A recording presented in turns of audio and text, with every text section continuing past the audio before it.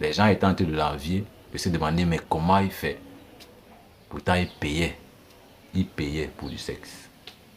Il payait pour du sexe. Mais les gens l'enviaient.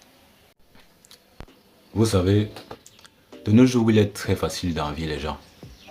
De nos jours, il est très facile de devenir envieux. Parce qu'on est dans un monde tellement connecté. Et même hors connecté, on est tellement exposé aux accomplissements des autres. On est tellement exposé à ce que X fait de magnifique dans son domaine. On est tellement exposé à ce que X, Y, Z accomplit de grand. On est trop exposé aux exploits des autres et il est très facile d'être envieux de nos jours. Mais honnêtement les amis, il ne faut pas être envieux des gens. Pour deux raisons. La première raison est que vous ne savez vraiment jamais ce par quoi ils passent en général dans leur vie. Vous ne voyez qu'une seule partie. Et c'est sur cette petite partie-là que vous commencez à vous comparer, que vous commencez à devenir envieux. Ça, c'est la première raison. Vous ne connaissez pas l'intégralité de la vie de cette personne. Peut-être vous ne voudriez même pas être à sa place si on vous donnait l'ensemble, le général de sa vie. Parce que la nature aime l'équilibre. Et honnêtement, si c'est très bon quelque part, il y a quelque part où c'est très mauvais aussi. Et vous n'êtes pas sûr que vous voulez supporter le très mauvais là. C'est une vérité. Je ne suis pas en train de dire que les gens qui ont du succès sont forcément les plus malheureux du monde ou bien qui sont dans des choses étranges et louches, comme les gens disent souvent. Mais je veux dire, vous n'êtes pas sûr que vous voudriez ou même que vous supporteriez l'intégralité de leur vie. Ça, c'est la première raison pour laquelle il ne faut pas être envieux. La deuxième raison pour laquelle vous ne devez absolument pas être envieux des gens, c'est que honnêtement, les gens mentent. Les gens mentent. Les gens mentent parce qu'ils veulent de la validation. Les gens mentent parce qu'ils veulent booster leur ego. Les gens mentent parce qu'ils veulent l'admiration des autres.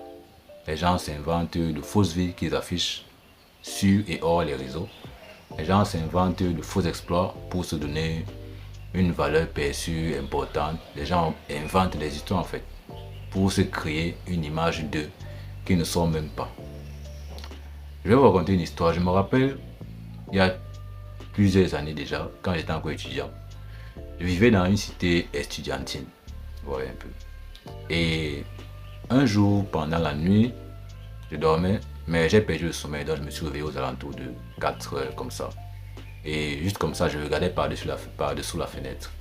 J'ai donc vu un de mes voisins de cité qui rentrait avec une très belle fille. Ouais, un peu, une fille, tout ce qu'un homme peut vouloir là, elle avait ça. Et ils sont entrés, ils sont partis dans sa chambre.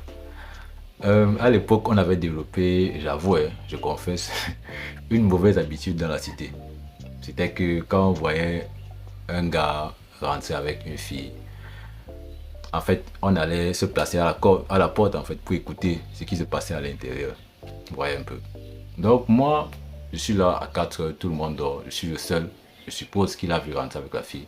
Donc je sors discrètement et je peux me placer à la porte pour écouter ce qui se passe. Vous savez ce que j'ai entendu?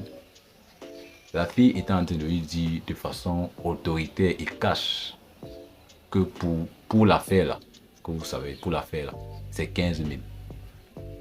Elle est en train de lui dire que pour l'affaire là, c'est 15 000. Le gars discutait, finalement il a fini par céder et ils ont fait ce que vous savez.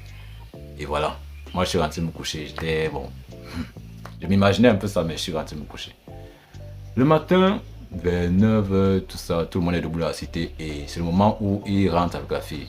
Donc toute la cité, tous les gars de la cité, on le voit sortir avec la fille pour rentrer. Waouh, tous les gars lui donnent le chapeau, tous les gars l'admirent en fait quoi, d'avoir amené une bombe pareille. Sauf qu'après, il revient donc et les gars, on est donc là dans les commentaires avec les gars de la cité. Et un gars lui demande que, mais man, toi tu fais même comment pour attraper ce genre de dossier-ci là? Nous, on cherche, toi tu fais même comment? Vous savez ce qu'il a raconté? Il s'est mis à nous raconter comment non, en fait il sortait d'une soirée et il n'a même rien eu à faire, c'est la go qui a flashé sur lui.